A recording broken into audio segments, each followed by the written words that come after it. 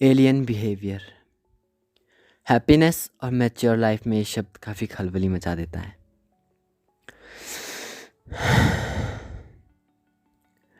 There is a deep sorrow in my mind, or even heart is filled with the unknown tensions. I don't know how to express it. I have no words to even tell this feeling. I'm not able to talk to anyone about this. From few previous days, I'm trying my best to be sincere, happy, or cool in every situation, but now I'm thinking actually to put the idea quite occur in my mind. It's too difficult, but I have to face it. अभी नहीं किया तो पूरी life में कभी नहीं कर पाऊंगा। सही बात है।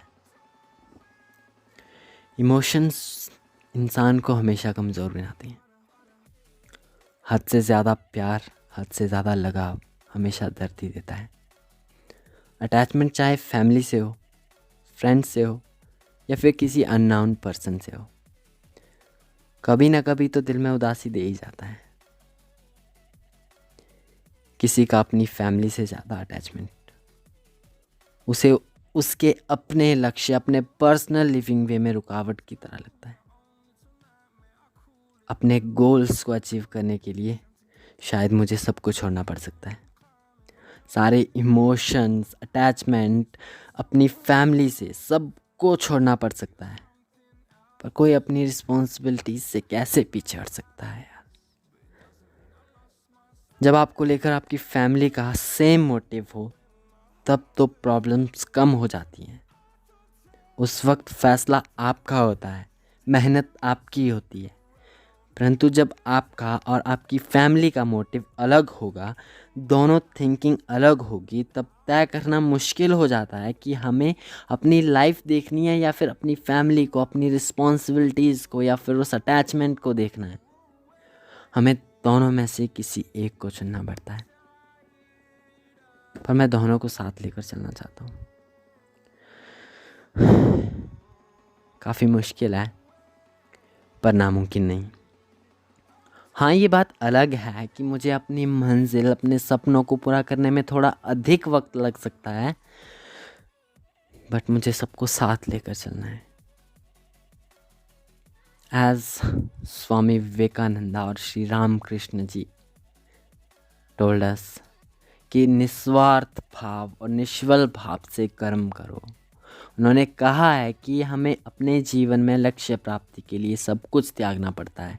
सुख, दुख, प्यार, नींद, भूख, सब हर एक चीज़ से दूर रहना पड़ सकता है। उन्होंने जीवन में हमें हमारे इमोशंस, हमारे अटैचमेंट को त्याग करने के लिए कहा है। लेकिन एक इंसान अपने परिवार से जुड़ा ही इमोशंस के कारण होता है, किसी पर्सन से जुड़ा ही इमोशंस के कारण होता है। उनके साथ जो प्यार है, लगाव है, वही उस इंसान को अपनी फैमिली के प्रति रिस्पॉन्सिबिलिटीज़ को समझाता है। इमोशंस हैं तभी वो अपने रिस्पॉन्सिबिलिटीज़ को समझता है। यदि इमोशंस ख़त्म हो जाएंगे तो लगाव कहाँ रहेगा यार।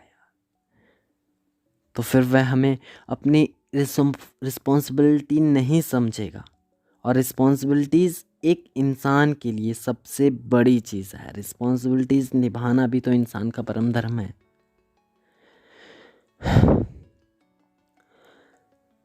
रिश्ता चाहे दिल का हो या खून का, यदि अपनापन ना हो तो हमेशा ही खराब रहता है। यदि किसी रिश्ते में, किसी के साथ में दो लोगों के बीच अपनापन ना हो, या फिर कोई एक पक्ष या व्यक्ति दूसरे को दिल से अपना नहीं समझता हो, तो कभी इंसान सुखी नहीं रह पाता। झगड़े, विवाद उस परिवार को हमेशा घिरे रहते हैं, और रहती है तो बस द्वेष की भावना, हीन भावना। पता नहीं लोगों को ये बात क्यों समझ में नहीं आती कि हर जगह जीतना ज़रूरी नहीं होता। रिश्तों को बनाए रखने के लिए कभी इंसान को झुकना भी ज़रूरी होता है, कभी चुप रहना भी ज़रूरी होता है। हर जगह जीतना ज़रूरी नहीं होता है।